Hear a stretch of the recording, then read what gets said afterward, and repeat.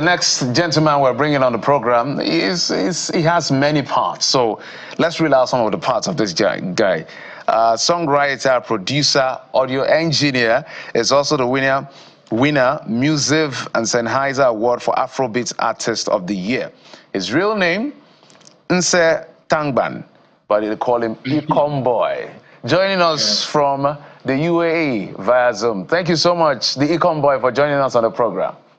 Yes, it's a pleasure. You pronounce my name very well, by the way. A lot of people don't usually get it in the first try. I'm trying. So let's be clear. Where are you from, so that we contextualize this? I mean, if you look at my name, you see the answer inside. I'm an Ikom Boy. Ikom is Cross River. It's in Cross River State, so I just took that name and I turned it to International Kingdom of Money. Just yeah. Fantastic. It's great to see you amplify your culture. So what is it about you that makes you love your ethnic nationality so much that you say, look, if I'm going to grow as an artist, I have to carry my people all the way? I mean, when I look at my life, it's very easy for me to see that I've been very fortunate. I grew up with a lot of people who haven't been as fortunate as I am.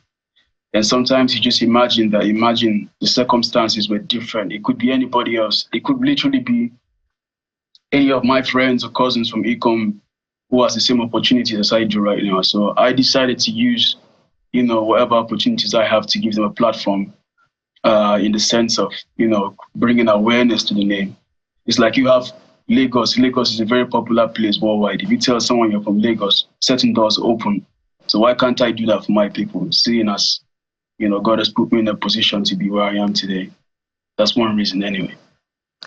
So for a lot of people, they will expect that one Ikom Boy would either be performing or at least would be in Ikom, South, or be in Lagos, right, Nigeria. But you said, nah, I'm not staying within that stereotype. I'm choosing another area to express my art. So what informed that decision and how has that panned out for you? Well, for a very long time, I struggled to be part of the Nigerian music industry, which I think is a very, the idea of that is not very well thought through. I believe at the end of the day, music is what music is. A lot of international acts also have their origins. They just happen to be where they are. And trying to force someone into conformity is might somewhat interfere with their personality. I personally have spent more time outside Nigeria than I have inside Nigeria. So my musical, journey and influence sort of details my experiences. I'm not a Lagos boy. I can't even lie. I love Lagos. I've been there. I cannot sing in Yoruba like people do. Do you understand me? I can only appreciate, from a distance. And I also think that it's important for, a people to be scattered around the world in terms of representation. It's good that while the Nigerian music industry is very dense in Nigeria, it's also good that we try to have as much representation as possible outside. So for people in Nigeria, me, I'm a Dubai, whatever artist, but for people in Dubai, I'm a Nigerian artist. You see what I mean? And so I just decided I'm just playing a role. It's my role. And that's beautiful. You just won Musiv Awards. I don't know how that felt for you. Did you see that coming? Is that like validation? Maybe not I told you so, but yeah, at least now you recognize that something great has been happening all the while. How did that feel, and what does that do to your art, your craft? Well, you're playing the video right now, so I mean, I was excited. Listen, I didn't go there hoping to win. I just went there. The nomination was honor enough for me, but I was just happy because if you know anything about the UAE, you would know we've had one or two issues, being Nigerians. And I just felt fortunate to be one Nigerian who could be represented or represent Nigerians in the UAE in a positive light. And so when I went on stage, I gave a speech and I said, this award is for Africans in the UAE and Nigerians in the UAE to let you know there's still room for us. You know what I mean? It's not all bad.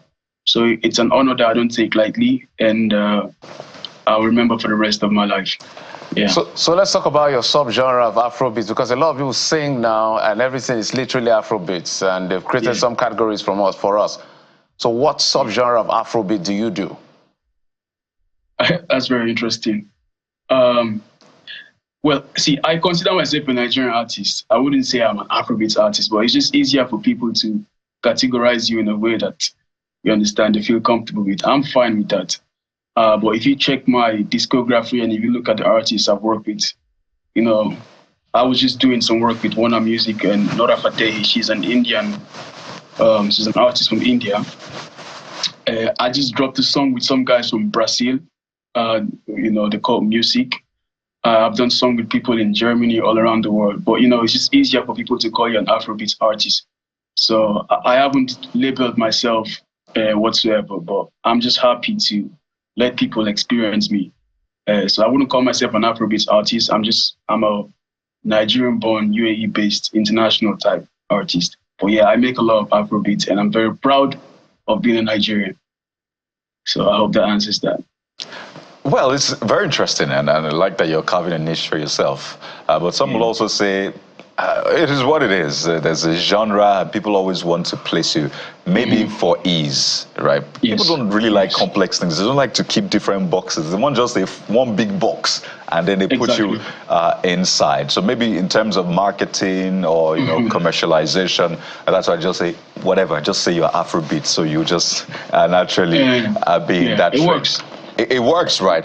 But let's talk about what the future holds, right? You say you're a Nigerian artist based in the UAE, and it's been said that there's a lot happening, right, in the entertainment industry, in the music space. It's like crude oil all over again. The world is coming to mine all of the ideas, the personalities, and all of that. But how well are we building an industry that is able to stand the test of time eventually? What do we do with all of that attention? Is that something that also concerns you? Have we been able to build that kind of structure such that we can also have the big music companies here in Nigeria that can then go to other parts of the world to develop and mine in that sense? Yes. You ask very intelligent questions. Thank you.